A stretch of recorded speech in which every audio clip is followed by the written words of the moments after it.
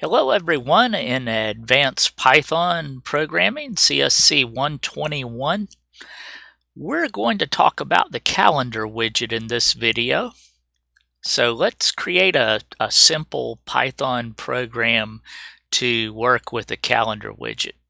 I've already downloaded the GUI template and the GUI template.py files from Blackboard.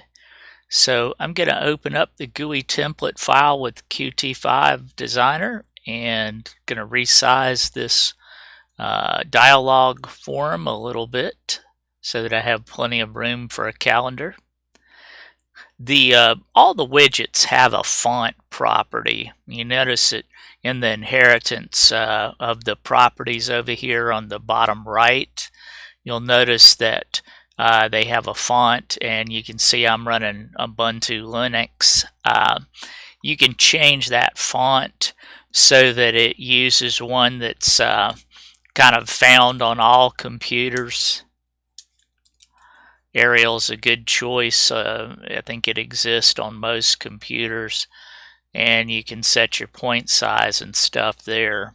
That changes the font on that widget only. So let me put a calendar widget on here. It's in the display widgets part of your widget box, and there's the calendar widget. So I'm going to drag that to the form, and it's a really nice widget to work with dates. I'll call your attention to a couple things about it. Across the top here, of course, are our days of week.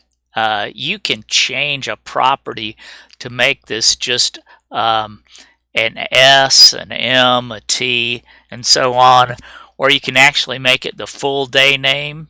So let me go ahead and set the font on this just so that it takes up a little bit less space. So I'll set this one to Arial regular 2 and dial it back to 10. And so you can see we can resize this thing. When I've got it selected here, here's our properties for that particular widget. And you can see we can set like the first day of the week. If you wanted the first day of the week to be Monday here, you can just change that to make it pretty much any day of the week you want. Now, right here on the horizontal header is where I was talking about the day names, and you can see it's set right now to short day names, but some of our other choices are single letter. Short day names or long day names, and you can figure out the long day names would spell out the entire day. So let's just make it short so you can, single, so you can see how that looks. So see, now I've got S, M, T, and so on. This vertical header over here, this is actually the week number of the year. So you can see that the current week day is February 29th, and I'm in week 9 of 2020. Now, if you don't want the week numbers to show here, and most people don't, you can turn this vertical header off. See, right now it's set to ISO week numbers. We can actually get rid of it completely and say no vertical header. And you see it made my calendar a little bit smaller. Sometimes we're kind of cramped for space on our dialogues and things. So you can see I've shortened it up a good bit. So with that, really that's about all that we're going to set with this. We changed the day names to be short. We got rid of the week number, and we set a font on here. So you can see how it's named. It's named Calendar Widget, and that is fine for what we're doing. So I'm just going to leave it set the way it is, and I'm going to save this as calendar demo. Okay, so I've saved my UI file. Remember this calendar widget name. We'll need that when we go to work with our Python code. So let's go ahead and get that Python code going. So here's where here's our new UI file. So I'm gonna right click this GUI template and open it up with Tawny, or try to. Let's try that again.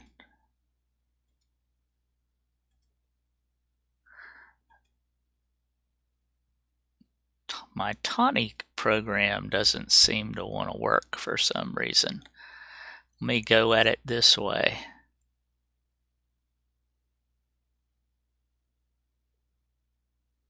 Very interesting. Well, I'll have to start over here.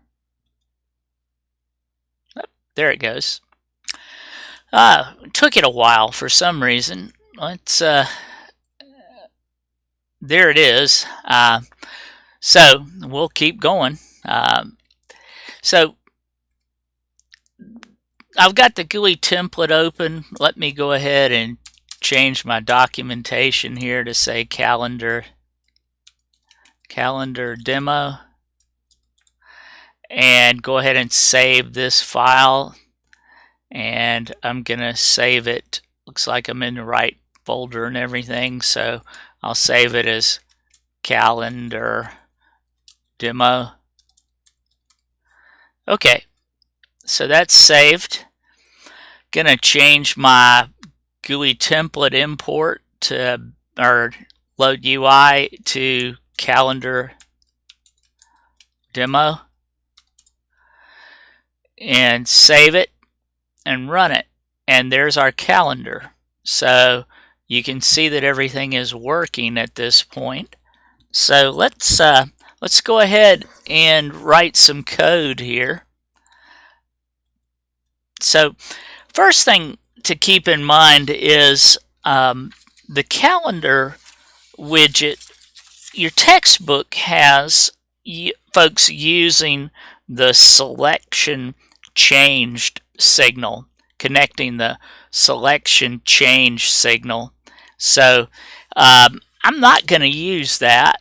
I find myself diverging with the textbook from time to time, and the reason being is if we use the selection changed and we change the date on the calendar in code for some reason, then it will fire that event, or you know, it cause it to emit that signal, to use Qt terminology. And I really only want my signal to be fired when the date is clicked. So rather than using the selection changed, so let's go ahead, calendar widget. Okay, rather than using what the book does, which is selection changed, is what they would be connecting. Okay, instead of doing this, I'm going to use the clicked event, because that will only fire from somebody on the keyboard clicking it. And I'm going to connect that to a method that will write self.print date method is a good name. It explains what it does. So this is the method that we're going to write to work with the calendar. So using this clicked signal, anytime somebody clicks one of the days, it will fire our or emit that signal here and run our method. So let's go ahead and work with this method. So here's the thing you got to remember. When you're using the clicked signal, that signal actually passes the date that was clicked. So I don't think we have written a slot before that actually took a parameter. Most of them just had self in here when we were being connected. In this one, we're going to actually have a parameter. So that is one thing that's a little different. Print date method. First thing that's passed to every method is always self. And you remember that from the first week of this Advanced Python class. The only thing that doesn't get a reference to self would be if you are calling the super. You see, it doesn't get a reference to self. So up here, self, and then this is what's going to give us, and this is just a name that I'm making up, QDate clicked is what we'll call it. So this is actually going to capture the date that's clicked on our calendar widget. And this is an object of the QDate type. Now, in Qt, QDate, the QDate object is actually a capital Q, D-A, and T-E. So I made it a little q so that it just to remind us that this is a QDate object. Okay, so here's how easy it is to work with that. Now, your textbook on page 92, I think, is where it starts talking about the calendar widget. Here's the textbook, and you can see in here that they talk about the QDate class.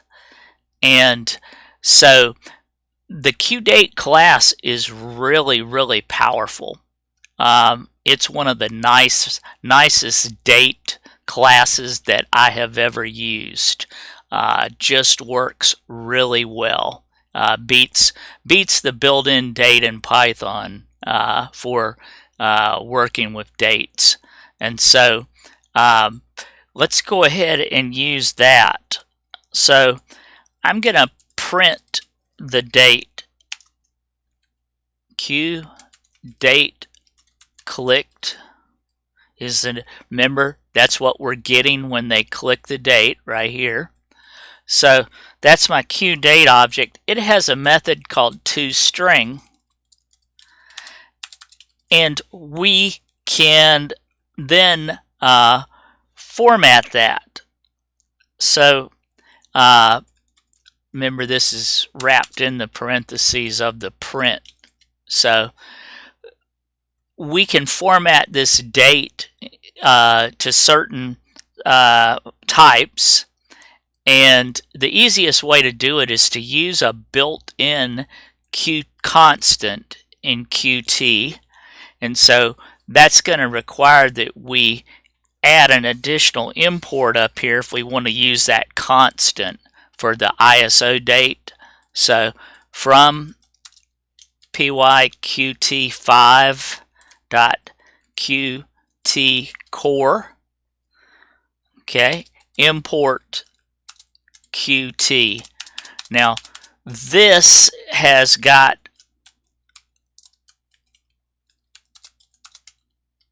the Qt constants in it, as well as a bunch of other stuff.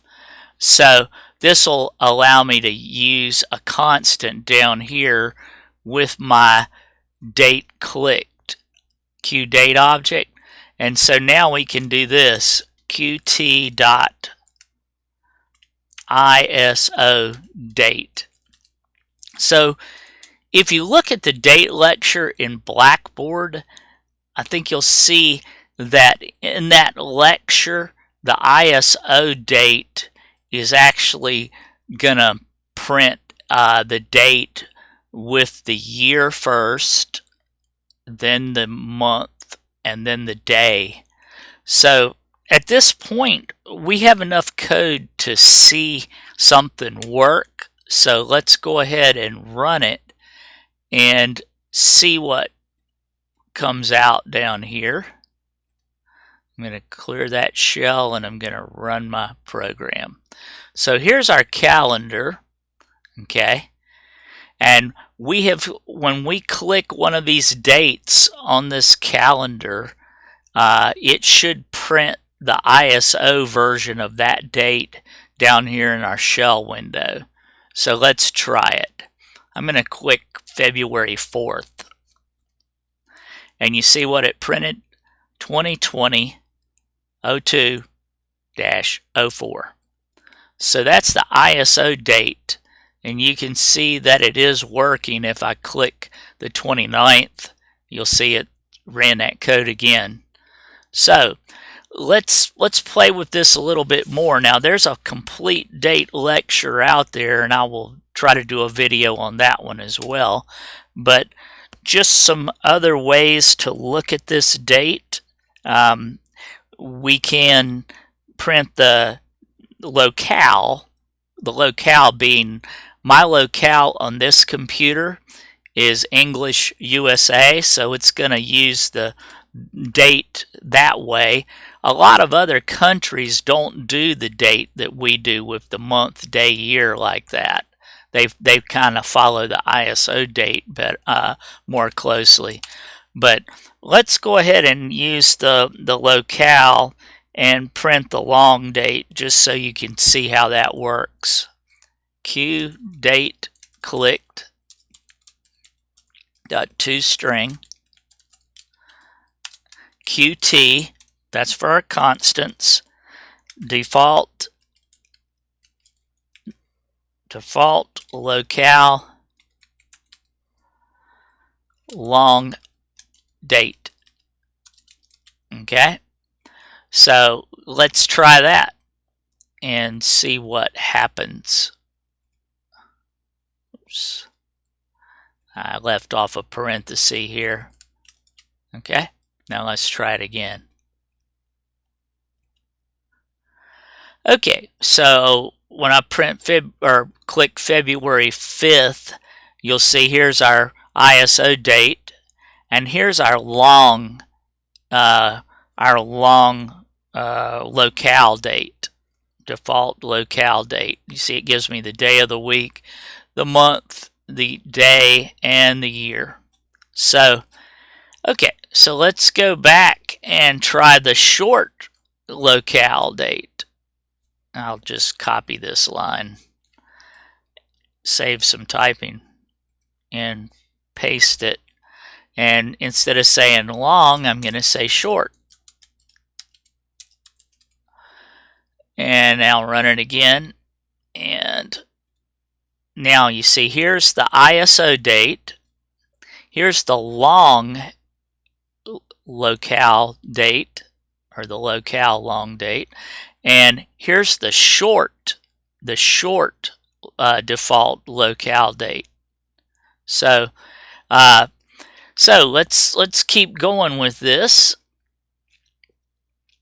If we wanted to use some of the individual pieces of the QDate, remember that date clicked right here, QDate clicked is actually a QDate class. It gives us all those powerful things that are you get automatically with a QDate class. So we could, with Python 3.6, the string formatting got a lot easier. And there is what's called an F string, which is a short way of formatting. So let's just try one of those. Print. There's my print statement. Okay.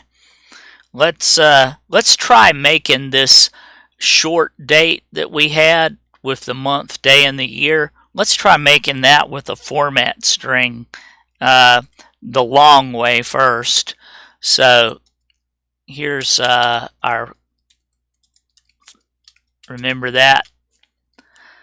This is our way we format a string in Python. So let's put some placeholders here. I'm going to put a squiggly bracket and a 0. and a slash and a squiggly bracket and a 1 and a slash and a squiggly bracket and a 3, and that should get us our month, day, and year. So now let's do that. QDate clicked dot month, using the month method of our QDate object to get the month. Okay, and then I'll put a comma, and I'll just copy this again and paste it in and change it to day, and a comma, and paste it in again and change this to year. And let's see how that works now. This is our items 1, 2, and or 0, 1, and 2. Let's make sure I get that right. 0, 1, and 2. Okay. So let's try that out. Okay, you can see I'm getting a long year now, aren't I? With the this line right here is coming from this code. Okay, that got us the long year. The short date got us this. The long locale date got us this. And then ISO date gets us the long year, the month, and then the day. Okay, so let's go back and work with the F string, because that's new in Python 3.6, 3.6 only, and up. So here's how we can do a F string. They're really neat. So day number of the year. Let's find out what day of the year it is. Okay, so we can do our F string like this. QDate clicked and call the day of year.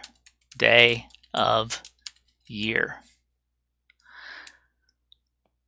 So that is an F string. Let's see, right there. You see what it looks like? It has the F in front, and then this is just some text, and then this placeholder is going to get replaced with the value of the day of the year. So it's a really short way of making your information get displayed, so or printed. So here we go. Day number of the year is 256. So you can see how our F string right here worked out. Remember, that comes with Python 3.6 and above. So we can do something similar. Just copy this code and go back and change it up just a little bit. Perhaps we want to know the day number, day of the week. Day of the week. How about that? Day of week. Day number of week.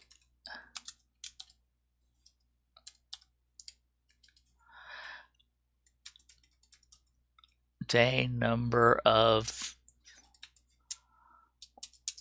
week. Day of week. Okay. So another F string here. Notice a little F at the start. I think you can actually use a capital F too if for some reason the little f bothers you. So let's try it. Okay, day number of the week is 5. So if we started counting on Monday, 1, 2, 3, 4, 5. That's where I clicked the 28th. So that would have been day of week number 5. Okay, so let's try it with a big F just to see if it takes that.